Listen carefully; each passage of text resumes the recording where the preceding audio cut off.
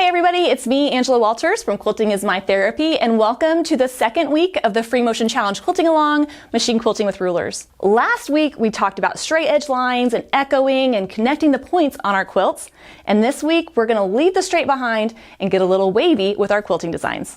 Machine quilting with wavy rulers really isn't that much different than quilting with a straight edge ruler. The main difference is that the point of contact is going to change as we quilt along the wave. It's just one more little thing to think about, but I trust that you'll do fine. Let's talk about what to look for in a wavy ruler. Wavy rulers are great if you want to create repeating waves that are consistent. I mean, most of us could machine quilt a wavy line, right?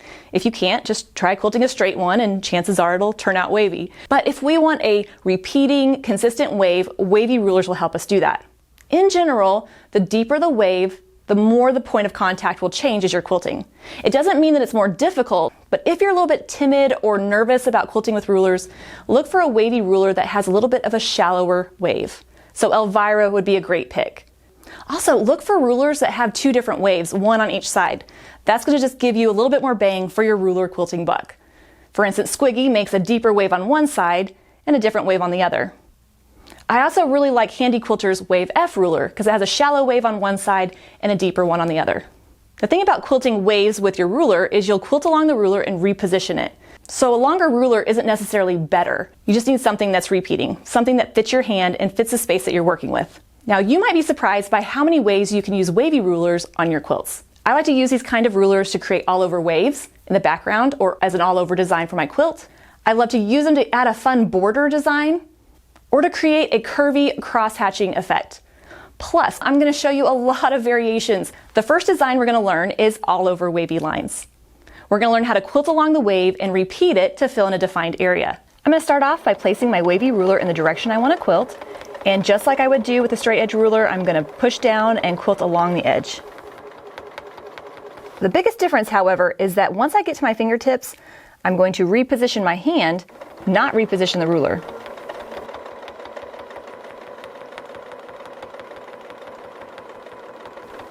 I'm going to go all the way to the end where it says needle stop because that's my repositioning point, and then reposition the ruler and continue along until I get to the edge of the area.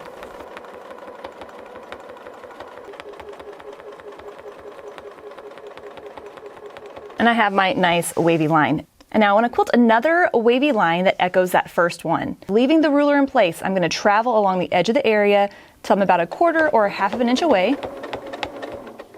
And then I'm going to slide the ruler straight over and then work my way back down, quilting along the edge. Repositioning my hands as I go, double checking that the ruler is staying straight, and continuing on. All the way to that needle stop. Reposition again. You might notice I'm quilting all my wavy lines vertically. Quilting with the ruler horizontal might work easier for you. It definitely is easier to see where you're going, but for me, quilting vertical gives me way more control of the ruler.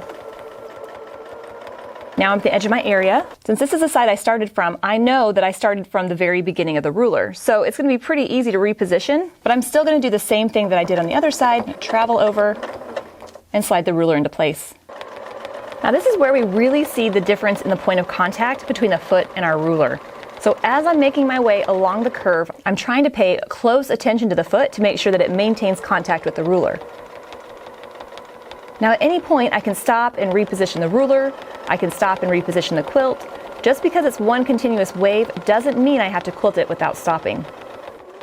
And we're starting to get my little sections of echoed waves. And this would be perfect for all over the quilt or to add a little bit of curvy detail. But now let's mix it up a bit by changing up the spacing in between our lines. I'm going to leave my ruler in place and I'm going to travel along the edge.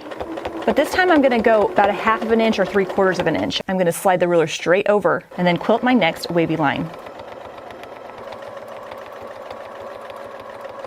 Now I'm going to travel along the edge only about 1/4 of an inch and do another echo.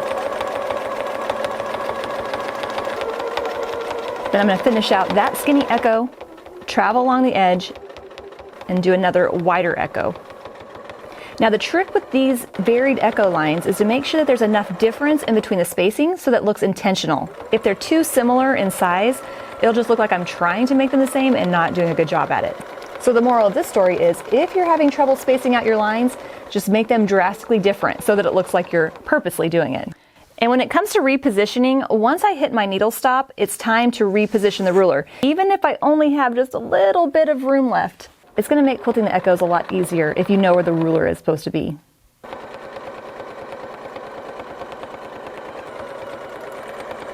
You can see I have my varied echoes, my wider sections in amongst my thinner sections. Now let's take this over to the long arm, where I'm going to show you an easy way to quilt your wavy lines so that they mirror each other.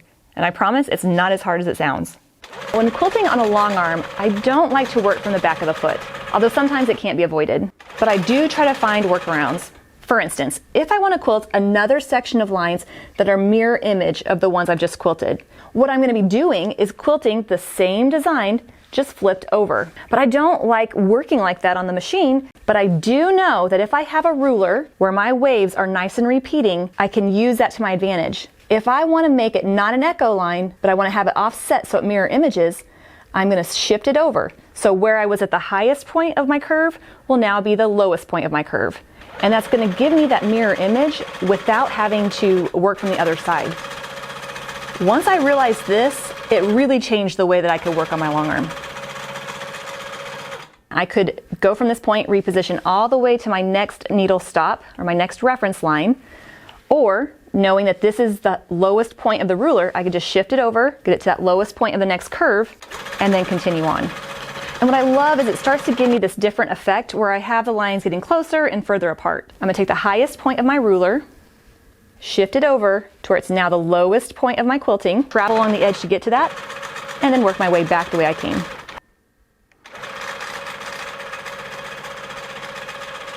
Shifting and continuing on.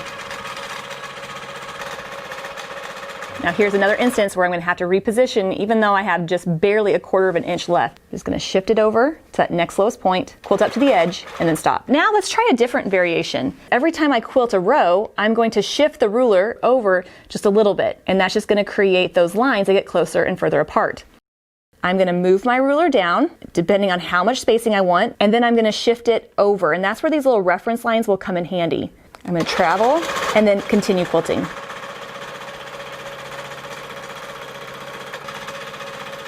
Now I'm ready to do my next row. I'm going to scoot it down, whatever spacing I want, and I'm going to scoot it the same direction. So I was moving it right, so I'm going to move it right again, about 1/4 of an inch, and then continue on. Okay, I don't like you pointing out your mistakes, but I will point out mine just so you can see that it happens. Look, in my transition, I had a little bit of a bobble, but I'm actually going to leave it there because once I fill on the rest of the area, it's not going to be noticeable. I'm in the quilting groove and I don't want to stop. I just love the little bit of movement it gets as those lines get closer and further apart. It really creates a nice effect. Now, if you want a different, fun, whimsical effect, quilting overlapping lines is a great design for that. Plus, it's just really great if you're struggling with consistent echoing. We're just going to be quilting wavy lines on top of each other in a mishmash kind of way. Quilting wavy lines that overlap is a really neat way to practice those wavy lines without worrying that each one's going to show up too much. The most important thing to remember is that you don't want to have it look messy.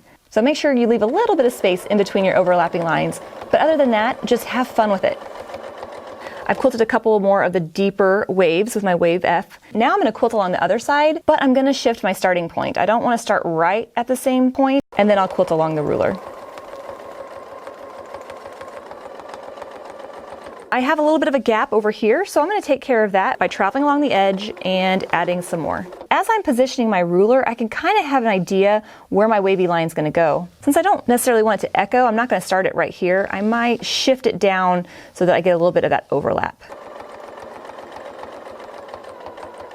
The key here is to have a little bit of spacing in between your lines and use different shape waves if possible.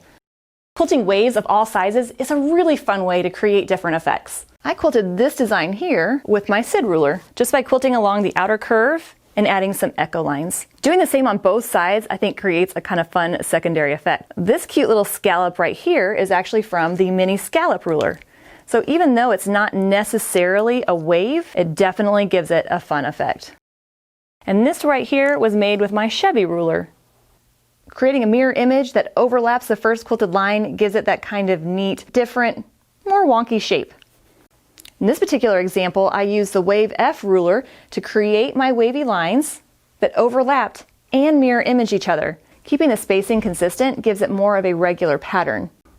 Okay, are you ready for your challenge? If you're quilting along with me on the custom panel, go ahead and fill in the areas highlighted in red with some different wavy line designs.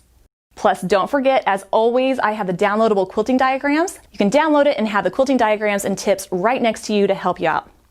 I'll be back in a few days with the next live check-in and Q&A so I can make sure that you're doing well with your wavy lines designs. And I'll see you next week. Happy quilting!